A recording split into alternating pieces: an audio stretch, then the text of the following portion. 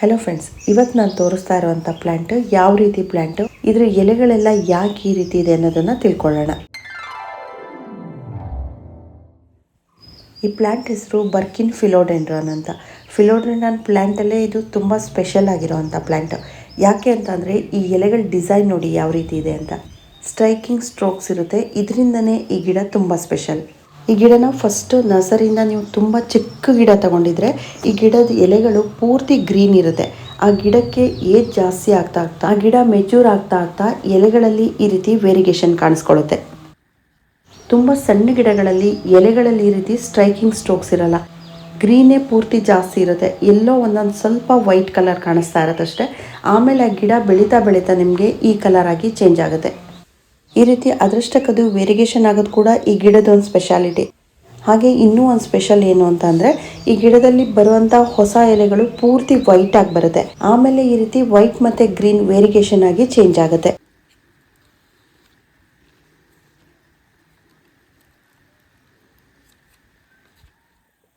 ಇದರಲ್ಲಿ ನೀವು ನೋಡ್ಬೋದು, ಈ ಗಿಡದಲ್ಲಿ ಇದು ಹೊಸದಾಗಿ ಬಂದಿರೋವಂಥ ಎಲೆ ಪೂರ್ತಿ ವೈಟ್ ಕಲರ್ ಇತ್ತು.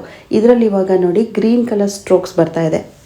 ಹೋಗ್ತಾ ಹೋಗ್ತಾ ಎಲೆ ಕೂಡ ತಿಕ್ಕಾಗ್ತಾ ಹೋಗುತ್ತೆ. ಆಮೇಲೆ ಆ ಸ್ಟ್ರೋಕ್ಸ್ ಕೂಡ ಡಾರ್ಕ್ ಗ್ರೀನ್ ಆಗುತ್ತೆ. ಇದ್ರ ಕೆಳಗಡೆ ಇರೋ ಎಲೆಗಳನ್ನ ನೋಡಿ ಅದೇ ರೀತಿ ಡಾರ್ಕ್ ಗ್ರೀನ್ ಆಗಿ ಉಳಿಯುತ್ತೆ. ನರ್ಸರಿಯವರು ಇದನ್ನು ಇಂಡೋರ್ ಪ್ಲ್ಯಾಂಟ್ ಅಂತಲೇ ಸೇಲ್ ಮಾಡ್ತಾರೆ. ಆದರೆ ಈ ಗಿಡನ ನೀವು ಪೂರ್ತಿ ಇಂಡೋರಲ್ಲಿ ಇಟ್ಟರೆ ಅಥವಾ ಪೂರ್ತಿ ನೆರಳಲ್ಲಿಟ್ಟರೆ ಎಲೆಗಳಲ್ಲಿ ಈ ರೀತಿ ವೇರಿಗೇಷನ್ ಬರೋದೇ ಇಲ್ಲ. ದಿನಕ್ಕೆ 2 ಗಂಟೆನಾದರೂ ಇದಕ್ಕೆ ಬಿಸಿಲು ಬೀಳೋವಂಥ ಜಾಗದಲ್ಲಿ ಇಡಬೇಕು. ಸಮ್ಮರಲ್ಲಿ 3 ಮಂತ್ಸ್ ಬಿಟ್ಟು ಬೇರೆ ಎಲ್ಲ ಟೈಮಲ್ಲೂ ನೀವು ಇದನ್ನು 2 ಅವರ್ಸ್ ಬಿಸಿಲಲ್ಲಿ ಇಡ್ಬೋದು. ಆದರೆ ಸಮ್ಮರಲ್ಲಿ ತುಂಬ ಹೀಟ್ ಜಾಸ್ತಿ ಇರೋದ್ರಿಂದ ಇದನ್ನು ಇಂಡೈರೆಕ್ಟ್ ಲೈಟ್ ಬೀಳೋ ಕಡೆ ಇಡಬೇಕು. ಮನೆ ಮುಂದೆ ಫೋಟಿಕೋಗಳಲ್ಲಿ ಅಥವಾ ಬಾಲ್ಕನಿಗಳಲ್ಲಿ ಇಟ್ಕೋಬೋದು. ಇಂಡೈರೆಕ್ಟ್ ಸನ್ಲೈಟ್ ತುಂಬ ಜಾಸ್ತಿ ಇರಬೇಕು, ನೆರಳು ತುಂಬ ಕಡಿಮೆ ಇರಬೇಕು ಅಂಥ ಜಾಗದಲ್ಲಿ ಇಡಬೇಕು. ಬಿಸಿಲು ಡೈರೆಕ್ಟಾಗಿ ಬೀಳಬಾರ್ದು, ಆದರೆ ಬೆಳಕು ತುಂಬ ಜಾಸ್ತಿ ಇರಬೇಕು. ಆವಾಗ ಮಾತ್ರ ಎಲೆಗಳ ಕಲರು ಈ ರೀತಿ ವೇರಿಗೇಷನ್ ಇರುತ್ತೆ.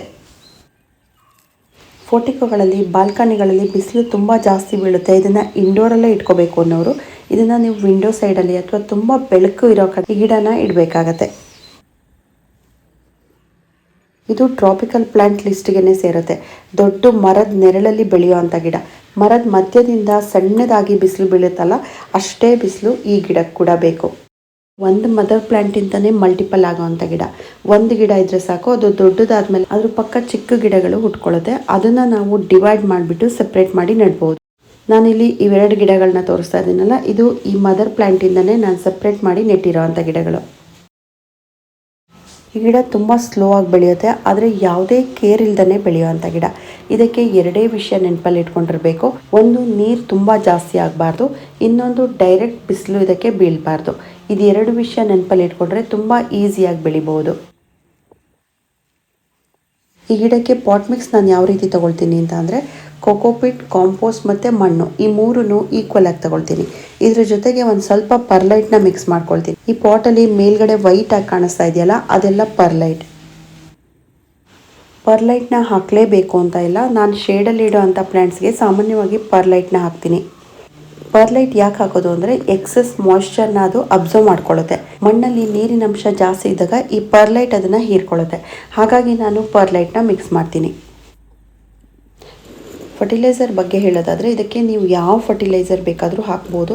ಆದರೆ ಈ ಗಿಡ ತುಂಬ ಸ್ಲೋ ಆಗಿ ಬೆಳೆಯೋದ್ರಿಂದ ಆರ್ಗ್ಯಾನಿಕ್ ಆಗಿರೋ ಫರ್ಟಿಲೈಸರೇ ಒಳ್ಳೆಯದು ಅಂತ ಹೇಳ್ತೀನಿ. ನಾನು ಈ ಗಿಡಕ್ಕೆ 2 ತಿಂಗಳಿಗೆ ಒಂದ್ಸಲ ಕಾಂಪೋಸ್ಟ್ನ ಹಾಕ್ತೀನಿ. ಮನೆಯಲ್ಲೇ ಮಾಡಿರೋ ಅಂಥ ಆರ್ಗ್ಯಾನಿಕ್ ಆಗಿರೋ ಕಾಂಪೋಸ್ಟ್ನ ಹಾಕ್ತೀನಿ. ಈ ಗಿಡಕ್ಕೆ ಹುಳುಗಳು ಬರಲ್ಲ, ರೋಗ ಬರಲ್ಲ. ಹಾಗಾಗಿ ಆರ್ಗ್ಯಾನಿಕ್ ಫರ್ಟಿಲೈಸರ್ ಬಿಟ್ಟು ಈ ಗಿಡಕ್ಕೆ ಬೇರೆ ಏನನ್ನು ಹಾಕೋ ಅವಶ್ಯಕತೆ ಇರಲ್ಲ. ಈ ಗಿಡದ ಮೇಯ್ನ್ ಅಟ್ರಾಕ್ಷನ್ನೇ ಈ ಗಿಡದ ಎಲೆಗಳಾಗಿರೋದ್ರಿಂದ ಈ ಎಲೆಗಳನ್ನ ಯಾವಾಗಲೂ ಕ್ಲೀನಾಗಿ ಇಟ್ಕೋಬೇಕು. ಎಲೆ ಮೇಲೆ ಕೂತಿರೋ ಧೂಳನ್ನ ಆಗಾಗ ಬಟ್ಟೆಯಿಂದ ಒರೆಸೋದ್ರಿಂದ ಎಲೆಗಳು ತುಂಬ ಕ್ಲೀನಾಗಿ ಶೈನಿಂಗಾಗಿ ಕಾಣಿಸುತ್ತೆ. ಸಮ್ಮರಲ್ಲಿ ಈ ಗಿಡನ ತುಂಬ ಹೀಟ್ ಇರೋ ಕಡೆ ಇಟ್ಟಿದ್ರೆ ಎಲೆಗಳು ಸ್ವಲ್ಪ ಬ್ರೌನ್ ಆಗುತ್ತೆ. ಆದರೆ ಏನೂ ಪ್ರಾಬ್ಲಮ್ ಇಲ್ಲ. ಆ ಬ್ರೌನ್ ಆಗಿರೋ ಎಲೆನ ಕಟ್ ಮಾಡಿದರೆ ಹೊಸದಾಗಿ ಬೆಳೆಯೋ ಎಲೆಗಳು ಗ್ರೀನಾಗೇ ಇರುತ್ತೆ. ಈ ಗಿಡ ಜಾಸ್ತಿ ಹೈಟ್ ಬೆಳೆಯಲ್ಲ, 12 ಇಂಚಿಂದ 16 ಇಂಚ್ವರೆಗೆ ಬೆಳೆಯುತ್ತೆ. ಅಷ್ಟು ದೊಡ್ಡದಾಗಿ ಬೆಳೆಯೋದಕ್ಕೆ ತುಂಬ ಟೈಮ್ ಬೇಕಾಗುತ್ತೆ. ತುಂಬ ಸ್ಲೋ ಆಗಿ ಬೆಳೆಯುವಂಥ ಗಿಡ ಇದು. ಈ ಗಿಡಕ್ಕೆ ನೀರು ತುಂಬ ಜಾಸ್ತಿ ಆಗಬಾರ್ದು. ಮಣ್ಣು ಪೂರ್ತಿ ಡ್ರೈ ಆದಮೇಲೆ ನೀರು ಕೊಡಬೇಕು. ನೀರು ಜಾಸ್ತಿ ಆದರೆ ಒಂದೊಂದೇ ಎಲೆಗಳು ಎಲ್ಲೋ ಆಗ್ತಾ ಬರುತ್ತೆ. ಆಮೇಲೆ ಆ ಎಲೆಗಳು ಕರಗ್ತಾ ಬರುತ್ತೆ, ರೂಟ್ಸ್ ಕೂಡ ಕೊಳಿತಾ ಬರುತ್ತೆ. ಮಳೆಗಾಲದಲ್ಲಿ ಈ ಗಿಡನ ಮಳೆ ನೀರಿಗೆ ಇಡಲೇಬಾರ್ದು, ತುಂಬ ಬೇಗ ಈ ಗಿಡ ಕೊಳೆಯುತ್ತೆ.